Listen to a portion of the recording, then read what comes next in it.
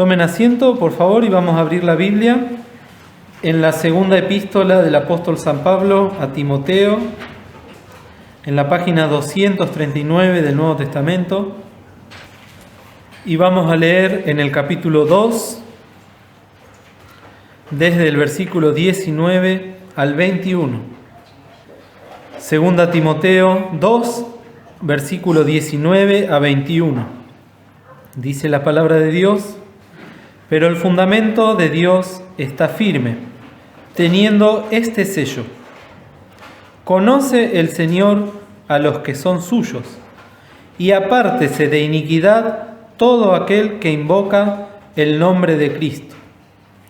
Mas en una casa grande no solamente hay vasos de oro y de plata, sino también de madera y de barro, y asimismo unos para honra y otros para deshonra. Así que, si alguno se limpiare de estas cosas, será vaso para honra, santificado y útil para los usos del Señor y aparejado para toda buena obra. Hasta aquí la lectura, y vamos a darle lugar al pastor Daniel Esquinini para que continúe con la reunión. Que el Señor lo bendiga.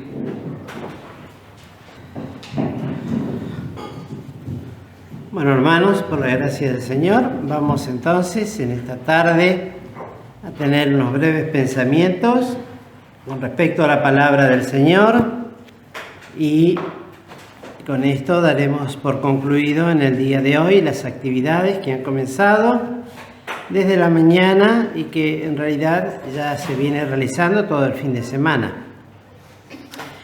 Y en realidad tenía varios pasajes leídos, pero finalmente me quedé con este, que ya lo había meditado para el aniversario de la iglesia en Buenos Aires. Esto lo digo en honor a algunos hermanos que estuvieron ese día, pero siempre hay cosas nuevas para agregar, para ampliar, para profundizar y para que el Señor nos vaya iluminando el espiritual entendimiento.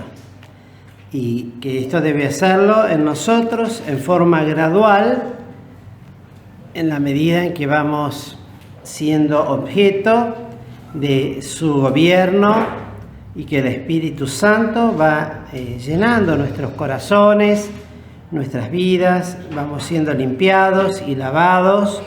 En esa medida el Señor también puede ir iluminándonos y enseñándonos verdades bíblicas fundamentales que son tan importantes de conocer, de saber y de defender, como decía el apóstol Pablo, para contender eficazmente. Eso lo decía Judas, pero Pablo lo decía también a los hermanos en Corinto, en la segunda epístola, cuando le habla a ellos con respecto a la importancia de defender la palabra de Dios, y lo dice de una manera muy contundente y clara cuando dice: porque las armas de nuestra milicia no son carnales, sino poderosas en Dios para la destrucción de fortalezas, destruyendo consejos y toda altura que se levanta contra la ciencia de Dios, y cautivando todo intento a la obediencia de Cristo. Este era el propósito dentro del ministerio que Dios le había confiado al apóstol, de la predicación del Evangelio a los gentiles, una lucha permanente contra todos estos hombres, hermanos o falsos hermanos que tenían al apóstol como que andaba en la carne y que espiaban la libertad en la cual los creyentes gentiles eran libres cuando recibían a Cristo como Salvador personal, y el apóstol defendía su autoridad apostólica, y no solamente la defendía, siempre utilizamos las palabras, las armaduras del cristiano, y en realidad hay una diferencia entre armadura y armas. La armadura siempre es para protegernos, para ser librados de los dardos de fuego del enemigo, y el arma, la principal arma que el Señor nos ha dado, las armas de nuestra milicia, como dice acá. Hoy escuchaba el devocional de la mañana de nuestro hermano Alfredo y hablaba de el que milita, el que sirve a Cristo. Bueno, tiene que saber utilizar las armas, y en este caso, que son poderosas en Dios, pues hay que destruir verdaderas fortalezas de carácter netamente espiritual que se levantan contra el consejo de Dios y que son levantadas desde ya. La base es totalmente diabólica a través de hombres falsos, profetas que entran encubiertamente y que se levantan contra la ciencia de Dios, contra el conocimiento de Dios, contra la revelación escrita de Dios a cada uno de nosotros, aún para aquellas cosas que fueron escritas para los hermanos en su tiempo. La palabra de Dios tiene esta particularidad tan importante de que fue escrita por la gran necesidad que había en las iglesias en los días del apóstol Pablo, pero al ser inspiradas, reveladas por Dios, siguen siendo vigentes para los creyentes de nuestros días. No pierden autoridad, no pierden vigencia, sino que todo lo contrario, a medida que avanzan los días en que el Señor Jesucristo viene a buscar a su iglesia, esta palabra tiene que seguir siendo dada con autoridad espiritual, destruir fortalezas. No está hablando de compartir o de tener en poco o no darle importancia, sino que aquí habla directamente de una acción destructiva con respecto a estas fortalezas que se levantan y destruir los consejos que se levantan contra la palabra de Dios. Es interesante que la palabra consejo se escribe con C y con S. Consejo con C tiene que ver con los consejos que se hacen en el Consejo Deliberante, donde se resuelven cosas, y consejos con S tiene que ver con aquello que hace a la inducción de que una persona tome una decisión, de cambiarle el pensamiento o de cambiarle la intención del corazón. Y aún también luego habla de esto cuando dice y cautivando, como cuando se toma cautivo a un enemigo en la guerra para evitar que siga combatiendo, y esto con respecto al intento que tiene que ver con lo íntimo del corazón. Miren la importancia de discernir los espíritus, como dice el apóstol Juan. Hay que tener discernimiento de espíritu, discernirlo y cautivar inmediatamente todo intento que, como dice aquí, a la obediencia de Cristo. Cualquier intento de desobediencia. Por esto este pasaje que leímos en esta tarde, ahora para meditarlo, empieza con esta conjunción adversativa. ¿Qué quiere decir esto? Muy bien, lo hemos explicado en alguna reunión, lo volvemos a hacer para los que no estuvieron.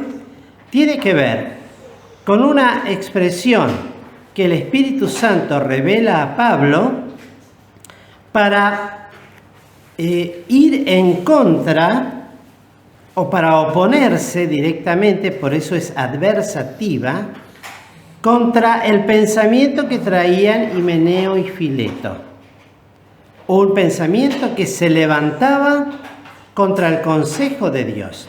Y miren, es tan importante este pero que pone acá, que lo podemos verdaderamente unir al pensamiento que tuvimos en esta mañana, tan importante, fundamental para la Iglesia de Jesucristo, como es esta esperanza bienaventurada de su segunda venida, que por la gracia de Dios tenemos la oportunidad de desglosarla por lo que hemos recibido y aprendido, de conocerla en sus dos etapas. En la primera, la previa, la preparación para el arrebatamiento, para la condición espiritual con que debe ser hallada. Y finalmente el momento mismo en que la iglesia es arrebatada a los cielos en un arpazo, en un instante, en un abrir de ojos, donde se realizarán todos estos eventos extraordinariamente portentosos, posible solamente en la persona bendita y de la persona bendita de Dios, que en un instante de segundos, en milésimas o en décimas de segundo, que es verdaderamente inmedible, y seguramente, como bien lo aclaramos ya en una reunión anterior y lo volvió a aclarar nuestro hermano Alfredo, que es mucho más rápido todavía que la velocidad de la luz. Que la luz se conoce, se ha medido por aparatos que existen. Bueno, el arrebatamiento, el arpazo, que quiere decir quitar, así, violentamente, no con violencia para con nosotros, sino de la manera en que ha de ser quitada la iglesia, y en ese momento todos los eventos que suceden casi en forma consecutiva pero simultáneas. Y todo eso que nosotros creemos por fe y que esperamos, aún con nuestra mente finita, sin poder quizás, como decía nuestro hermano Alfredo, a comprender la totalidad hasta aquel día que estemos con el Señor. Sin embargo, en los versículos anteriores, desde el 16 hasta el 18, todo eso se niega, absolutamente. Si nosotros tuviéramos el pensamiento gangrenista, como dice en el versículo 17, carcomidos por este pensamiento, que negaban algo con una afirmación, que la resurrección ya era hecha, y que tiene varios aspectos esto, se niega todo lo que tiene que ver con lo que hemos hablado hoy. Todo lo que hemos estudiado esta mañana, especialmente esto para los maestros que han estudiado. Los oyentes, bueno, algo les puede quedar. Un 10%, ojalá. Tal vez un 5%. Pero todo eso quedaría anulado si creyésemos como Himeneo y Fileto.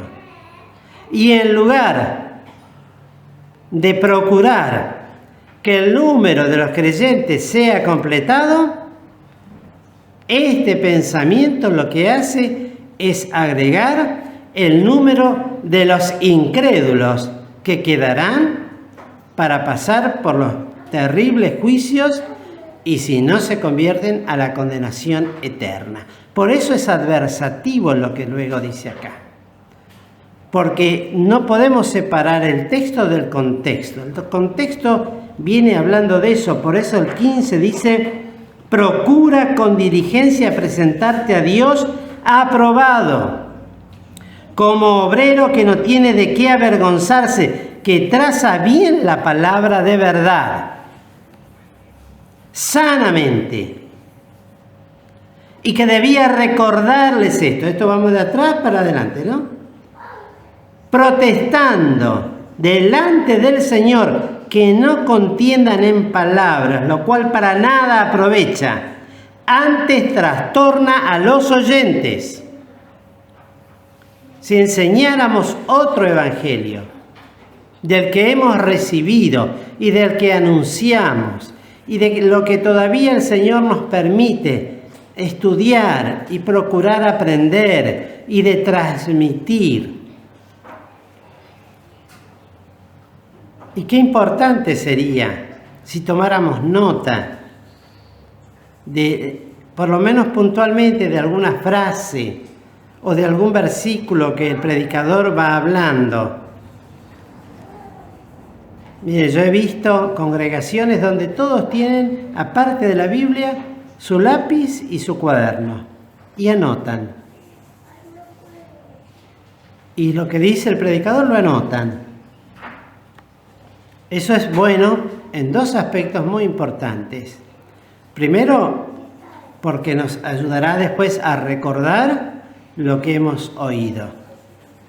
Y segundo, por la responsabilidad de comparar si lo que dijo el hermano es conforme a lo que dice la palabra de Dios, como los hermanos de Berea, que eran más nobles, pues así lo hacían. Y esto entonces es importante, porque el apóstol Pablo ahora, frente a toda esa pudrición, por decirlo de esta manera, porque la gangrena es eso, pone algo distinto. Por eso es adversativo, por eso es en contra de este pensamiento. Al decir, el fundamento de Dios está firme. Esto es textual, no es ni alegórico, ni existencial, ni futuro.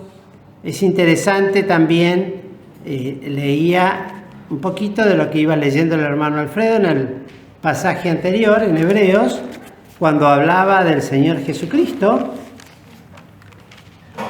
y habla en tiempo presente, en el capítulo 3, verso 2, dice, el cual es fiel al que le constituyó. No está hablando fue fiel al Señor en los días de su carne, es fiel. El Señor sigue siendo fiel. Y esta palabra sigue teniendo esta misma condición de presente.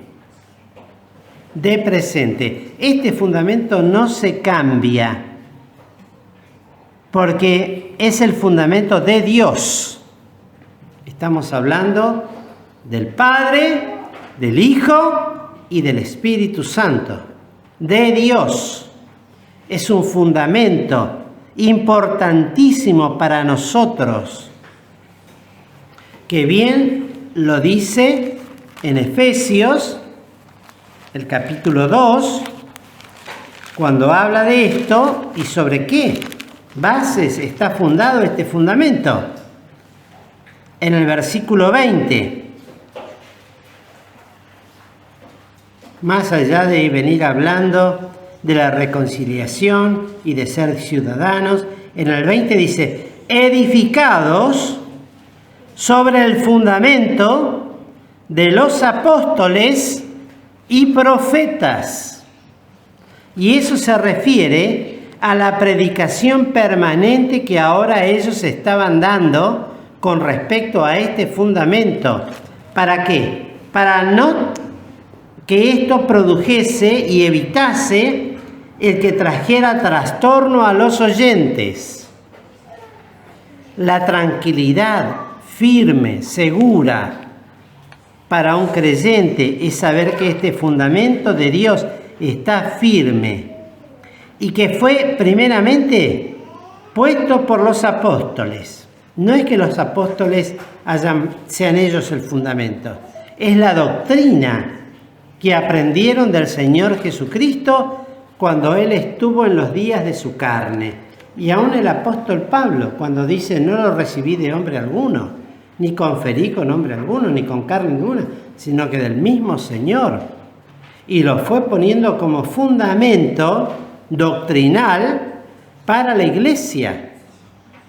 Miren la importancia de la firmeza de ese pensamiento de los apóstoles y de los predicadores, porque acá no se refiere a los profetas del Antiguo Testamento solamente, que ya venían hablando, como lo hemos aprendido también, como una antorcha que venía alumbrando, luego era oscuro, y esa revelación fue paulatina y creciendo hasta que apareció el lucero de la mañana. Ya venido Cristo, los profetas empezaron a anunciar de Cristo para adelante.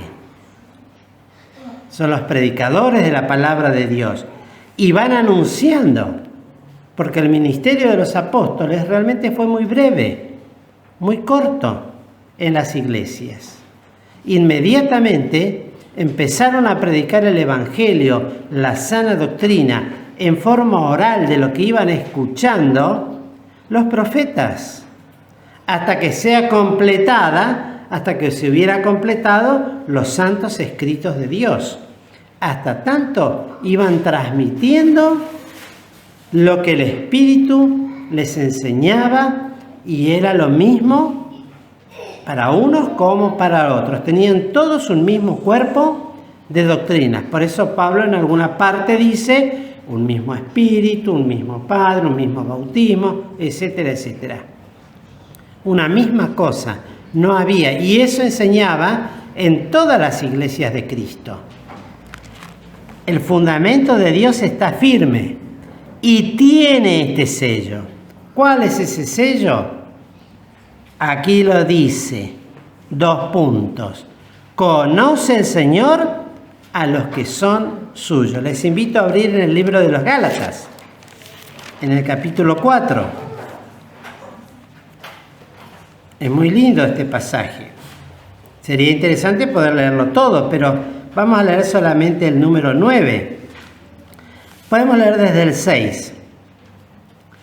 Y por cuanto sois hijos de Dios, Dios envió el Espíritu de su Hijo. ¿Cuál es el Espíritu del Hijo de Dios? ¿Cuál? El Espíritu Santo. Ese es el Espíritu del Hijo. El Espíritu Santo es la esencia de Dios. Por eso dice, envió el Espíritu de Dios, el Hijo de su Hijo. Y ahora luego habla también diciéndonos en nuestros corazones, muy parecido a lo que dice en Romanos 5, ¿no? Por cuanto el amor de Dios está derramado por el Espíritu Santo que nos ha sido dado. Acá lo dice de otra manera.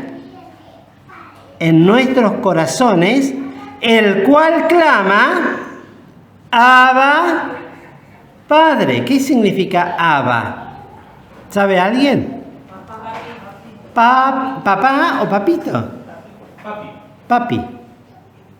Es una forma diminutiva, pero cariñosa, familiar, no que lo disminuya. No sé si está bien dicho, pero una forma familiar, como diciendo papi, cariñosa, amorosa.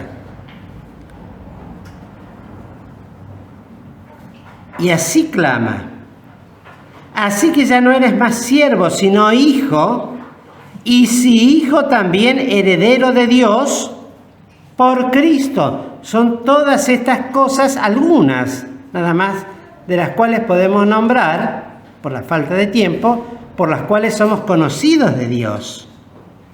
Antes, en otro tiempo, no conociendo a Dios, servíais a los que por naturaleza no son dioses, hablando de la pasada manera de vivir. Y ahora en el 9 nos dice, mas ahora, miren qué lindo esto, ¿no?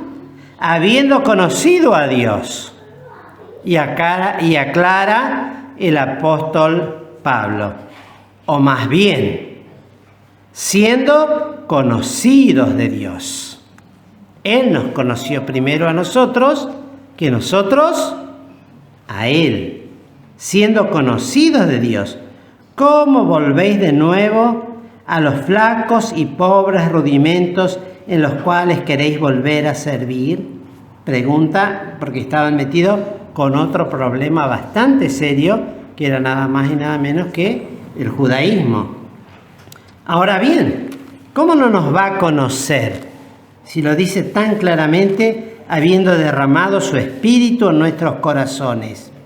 Y luego agrega con un nexo coordinante, pero que une un sentido con otro en la oración, este propósito de Dios para con el pueblo, al decir: apártese de iniquidad todo aquel que invoca el nombre de Cristo. Y cuando habla de iniquidad, uno podría decir, bueno, se refiere a toda especie de iniquidad.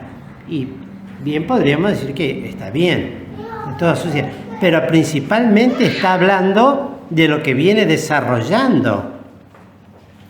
Pues es mucho peor semejante suciedad mencionada en los versículos anteriores, aunque los pecados de la carne, y eso que los pecados de la carne son sucios, pero estos de acá carcome como gangrena y que finalmente conducen a la muerte, apartan de la verdad, generan apóstatas y herejes, pues era una herejía verdadera decir, y una apostasía decir, como ellos lo estaban diciendo, que Cristo ya había resucitado, porque se entendía por los historiadores que ese de Cristo ya había resucitado, ellos lo entendían en el momento en que recibimos el Espíritu Santo, y que realmente ellos no creían que el cuerpo de Cristo había resucitado.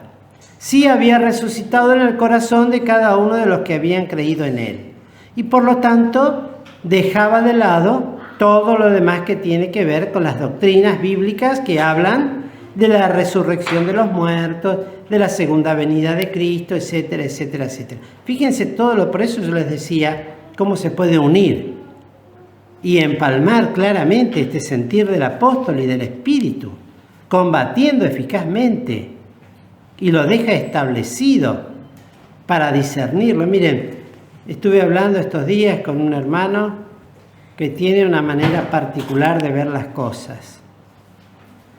Y hoy me acordaba de lo que él decía, y el Señor me trajo a la mente un pasaje, miren, que lo describe tan claramente su manera de pensar y de actuar, y de lo que Dios habrá de hacer un día con eso. Digo, qué cosa, cómo la palabra de Dios discierne, expone y deja claramente todo lo que ha de acontecer. Apártese de iniquidad todo aquel que invoca, que nombra, que llama el nombre de Cristo. Apartarse de esas iniquidades. Creer en la palabra fiel de una manera textual en lo que la palabra de Dios nos enseña. Y luego toma el ejemplo de una casa grande. Y una casa grande nosotros la podemos aplicar a la iglesia de Jesucristo. En una casa grande no solamente hay vasos de oro y de plata. Vasos significa recipientes. De oro sabemos que se refiere a lo divino y a lo santo principalmente, a lo santo de Dios. Y la plata a todo lo que tenga que ver con lo referente a la palabra de Dios y a lo que la palabra de Dios puede obrar en el Hijo de Dios. Miren qué notable, nos ha dado su Espíritu. Clamamos por la sangre y tenemos la palabra. Dos elementos importantísimos para la limpieza y una tercera persona para ser santificados también. Dos elementos y una persona. Dios lo dio para tener para sí un pueblo propio, celoso de buenas obras. Así lo dice el apóstol Pablo a Tito en el capítulo 2, verso 14, cuando dice que se dio a sí mismo por nosotros para redimirnos de toda iniquidad y limpiar para sí un pueblo propio y celoso de buenas obras.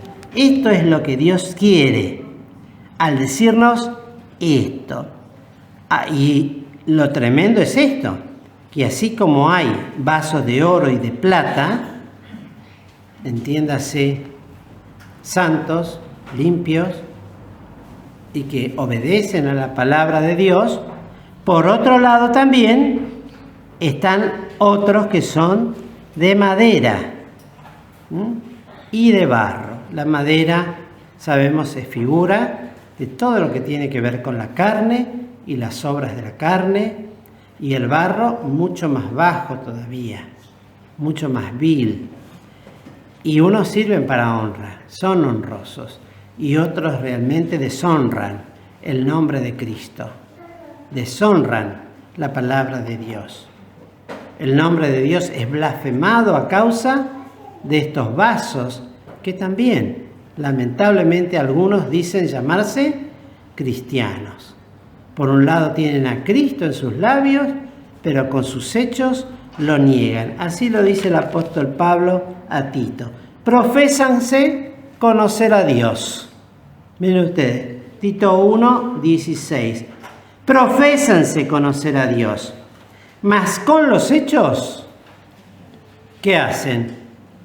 Lo niegan, siendo abominables y rebeldes, reprobados para toda buena obra. Tales son aquellos contaminados e infieles, vasos sucios, vasos de deshonra. No vamos a entrar en detalle para qué servirían tales vasos,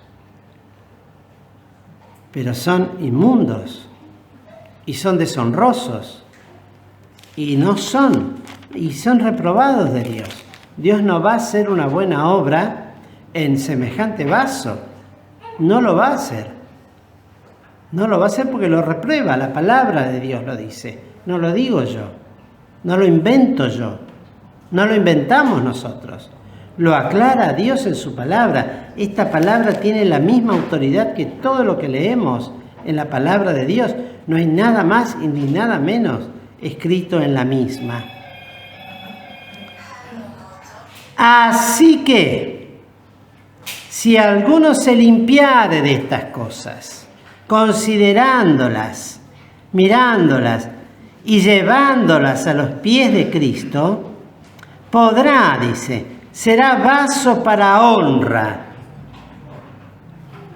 Puede, Señor, obrar, pero hay que hacer esto, ¿no? Así que si alguno se limpiare, una profunda obra de limpieza, que no alcanza solamente con decir, Señor, perdóname mis pecados y ya pasó todo. Tiene que haber una verdadera demostración. Por sus frutos los conoceréis. Dar vuelta la dirección en que llevaba. Volver, porque eso es convertirse, ¿no? Voy en una dirección, doy 180 grados en esa dirección y vuelvo en el sentido contrario a donde iba. Eso significa convertirse. Y dar frutos dignos. ¿De qué? De arrepentimiento y de limpieza. Y tales cosas tienen que ser tan notables como lo fue su vida deshonrosa. Tal cosa debe ser exactamente igual. No basta solamente con el decir, miremos la experiencia del apóstol Pablo, lo que le costó a lo largo de todo su ministerio, el haber sido perseguidor y destruidor de la iglesia de Jesucristo.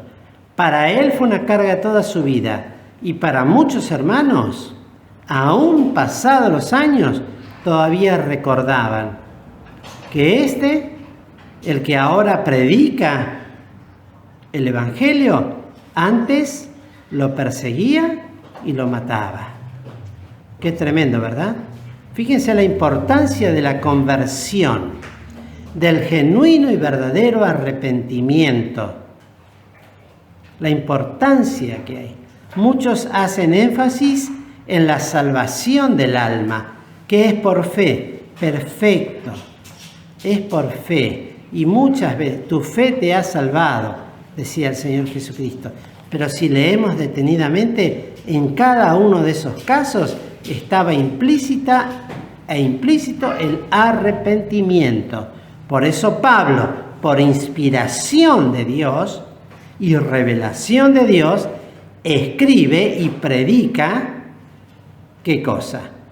El arrepentimiento, tanto a judíos como a gentiles, para obtener el tercer cuerpo de personas de este mundo. Arrepentimiento para con Dios y la fe en el Señor Jesucristo.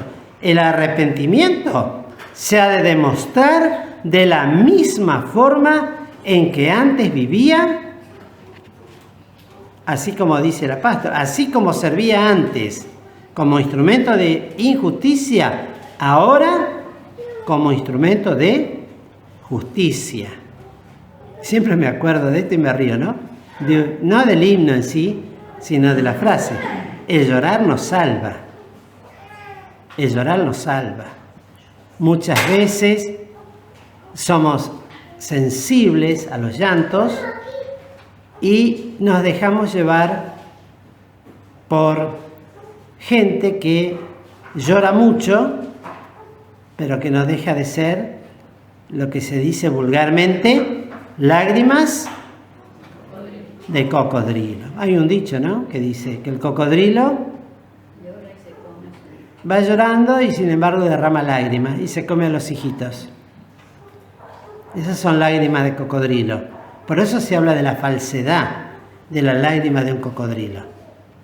Porque mientras que llora, se va comiendo. Qué dolor que me da comerme a mis hijos. Y se los come a todos.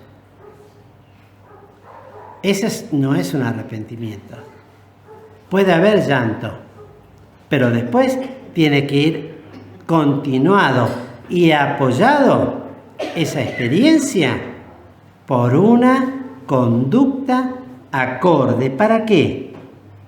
Para que, zafado del lazo del diablo, pueda vivir ahora a voluntad de Dios. Porque acá dice, y se zafen del lazo del diablo, en 2 Timoteo 2, en que están cautivos a voluntad de Él.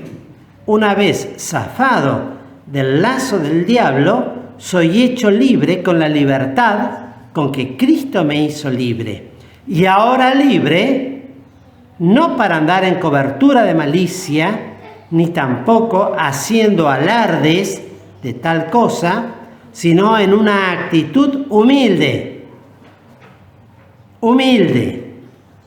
sin pretensiones, sin exigencias,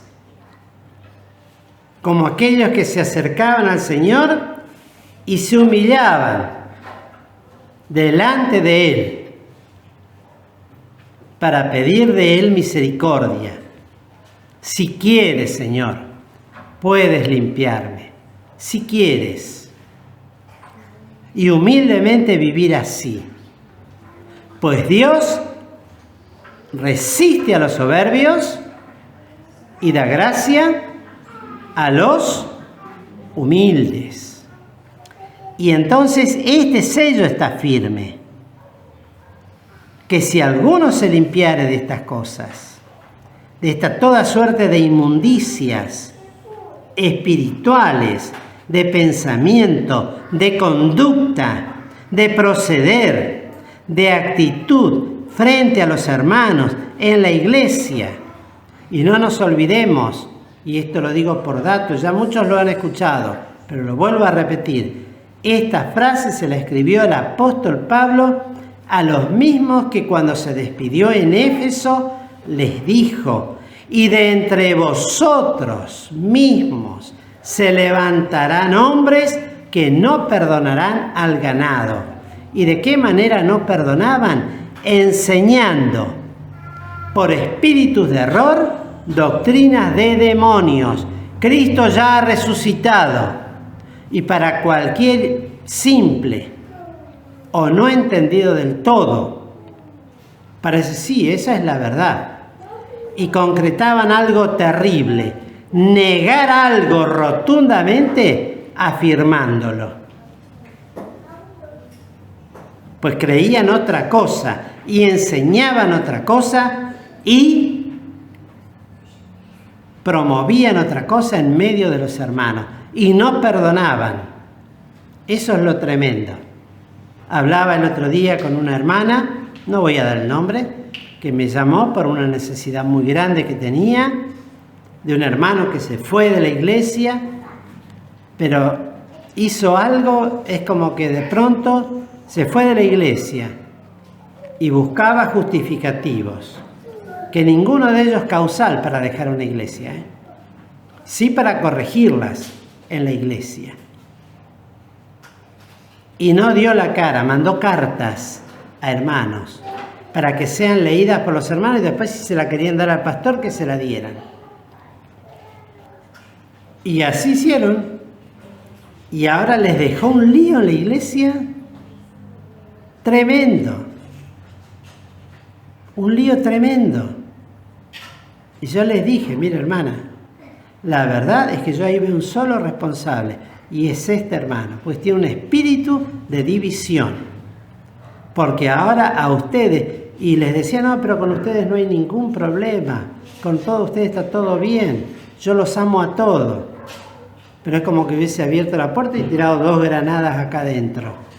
Nos ama a todos, pero nos dejó un lío y ahora se están peleando por un problema que ni siquiera es de ellos. Cuidado. Eso quiere decir no perdonarán al ganado. No tener empatía, decir, estoy lleno de... me voy de acá porque no hay amor fraternal, pero les dejo esto porque los amo. Ahora arréglense. Qué amor, ¿no? Qué amor.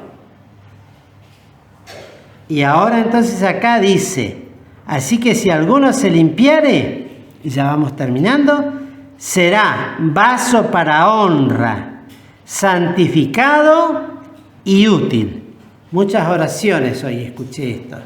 Señor, que pueda ser santificado y hecho útil para los usos del Señor. Esta es la mejor definición de santidad. Santidad siempre decimos apartado. Eso es ser santo. Pero para un creyente es ser apartado, santificado y útil. Que sea útil. Un vaso limpio, un vaso de oro, un vaso santo, un vaso de plata, que se acomode, que se ajuste a la bendita y santa palabra de Dios y que esté aparejado. Aparejado quiere decir que siempre esté preparado. ¿Para qué? Para toda buena obra. Dispuesto a resistirse a todo aquello que vaya contra la sana doctrina, pero sí aparejado y dispuesto para los usos del Señor, santificado y útil, limpiado de toda suerte de porquería, evitando toda suerte de charlatanerías huecas y vacías que no conducen nada más que a perdición y a muerte, y ser lleno del Espíritu para ser útil para los usos de Dios.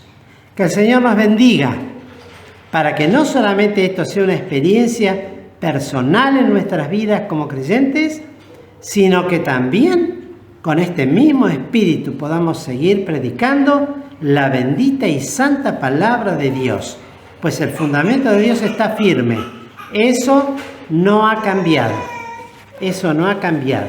Es el mismo evangelio, ahora, hoy y por los siglos, pues Cristo es el mismo. Que el Señor pues nos bendiga, queridos hermanos.